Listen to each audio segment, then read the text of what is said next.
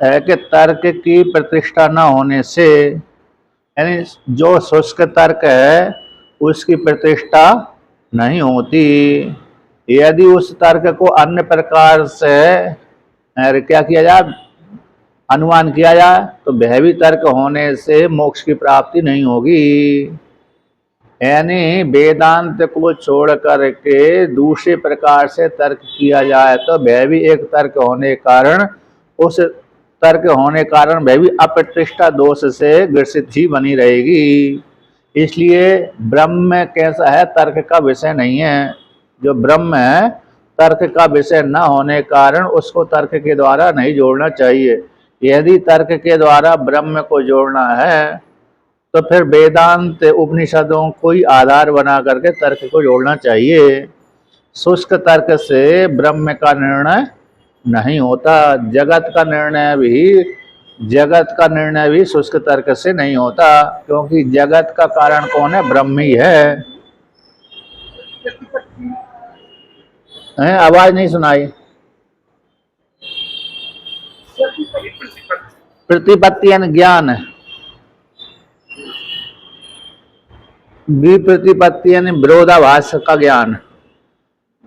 इस प्रकार से कथन करने के बाद अब आगे कहते हैं, इसलिए वेदांत के समन्वय में विरोध नहीं होता। प्रत्यक्ष अनुमान है और अन्य विभिन्न प्रकार के आगम को भी जो धर्म की चाहता है, ऐसे व्यक्ति को शास्त्र पूर्वक ही विचार करना चाहिए।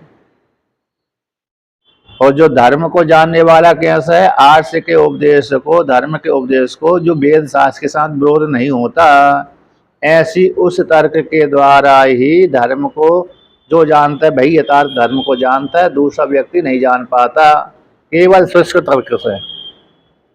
इस प्रकार से प्राप्त हो जाने पर आगे कहते हैं, तो 986 नंबर पृष्ठ की ऊपरी पंक्ति कि तत्र एवं सति सम्यक ज्ञाने पुरुषाणाम विप्रतिपत्तिर अनुपन्ना। अच्छा, पीछे के प्रसंग में आया था कि है जो ब्रह्म है, ब्रह्म रूप जो अर्थ है प्रत्यक्ष का विषय नहीं है और ना ही अनुमान प्रमाण का विषय, क्योंकि लिंग न होने से, और ना ही उपमान आदि प्रमाणों का, लेकिन किसका, वेदांत रूप उपनिषदों का ही वो विषय बनता है। इसी सम्यक ज्ञान से ही मोक्ष होता है, सारे वादी स्वीकार करते हैं। और सम्यक ज्ञान कैसा, एक रूप वाला होता है। वो एक रूप वाला सम्यक ज्ञान वस्तु के अधीन होता है।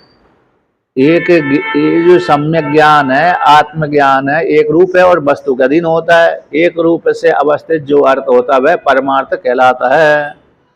लोक में तद विषय ज्ञान, परमार्थ को विषय करने वाला, यथार्थ को विषय करने वाला ज्ञान ही सम्यक ज्ञान कहलाता है। जैसे अग्नि में उष्णता, अब अग्नि को कोई ठंडी नहीं बोल सकता है, तो सम्यक ज्ञान कहलाता है, यानी यथार्थ ज्ञान कहलाता है। उसी प्रकार से ब्रह्म का ज्ञान भी कैसे सम्यक ज्ञान है, उस ज्ञान के द्वारा ही मोक्ष फल की प्राप्ति होती है। तो तत्र एवं सति सम्यक ज्ञान है पुरुषाणाम विप्रतिपत्तिर अनुपन्ना। इस प्रकार से सम्यक ज्ञान ही, यथार्थ ज्ञान ही, सम्यक ज्ञान ही ज्ञान कहलाता है। परमार्थ को विषय करने वाला, यथार्थ को विषय करने वाला ज्ञान सम्यक ज्ञान कहलाता है। ऐसी प्राप्ति हो जाने पर तो सम्यक ज्ञान में पुरुषों की विप्रतिपत्ति अनुपन्ना, विरोधाभास, प्रतिपत्ति यानी प्राप्ति और बी यानी विपरीत प्रतिपत्ति, विपरीत ज्ञान की उत्पत्ति नहीं होती सम्यक ज्ञान में। जैसे अग्नि में किसी भी व्यक्ति को ठंडी अथवा गर्मी, एक कम आग दे रही है, कम आँच है, मतलब कम जलाती है, ये ज़्यादा जलाती है, अथवा अरे ये कैसी आग है, ये ठंडी आग है, ये नरम आग है, ये ज़्यादा कर्कश आग है, इत्यादि भी प्रतिपत्ति नहीं होती। इतनी ऐसा ही ज्ञान होता है कि अग्नि उष्ण होती है और जलाती है, प्रकाशक होती है, प्रकाश करने वाली होती है, उष्ण होती है, जलाती है। एक ज्ञान सभी को होता है, इसमें विरोधाभास बिल्कुल भी नहीं होता। उसी को और कहते हैं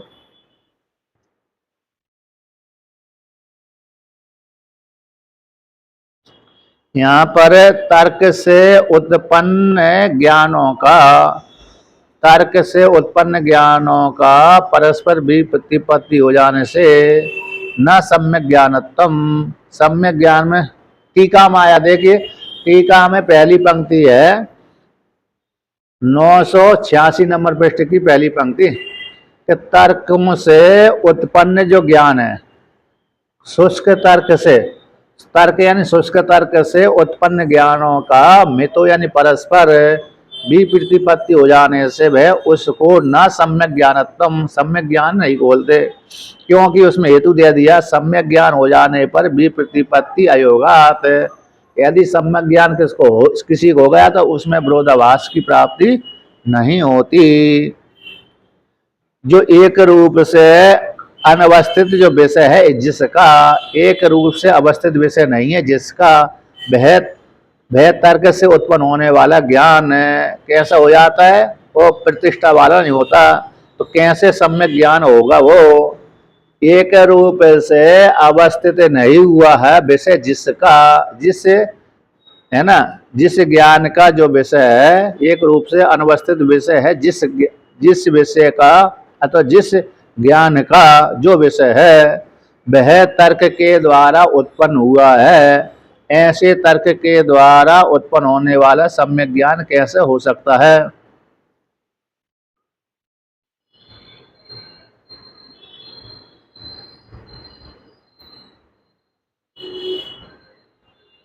इस प्रकार से बन, जिस ज्ञान का विषय एक रूप से, जिस ज्ञान का विषय एक रूप से अनवस्थित है, अवस्थित नहीं रहता, एक रूप से अनवस्थित विषय है जिस ज्ञान का, यस्य ज्ञानस्य, वहां तो यस्य शब्द का ज्ञान का अर्थ लेनी, जिस ज्ञान का एक रूप से अनवस्थित विषय है, यानी अवस्थित विषय अवस्थित नहीं हुआ, तो घट ऐसा ही है, पट ऐसा ही है, मट ऐसा ही है। तो जे एक रूप से अवस्थित अनवस्थित जो विषय है जिस ज्ञान का, तत्व है वो ज्ञान से उत्पन्न, तर्क से उत्पन्न हुआ वो ज्ञान है, वह कैसे सम्यक ज्ञान हो सकता है? उस विषय को प्राप्त करने वाला ज्ञान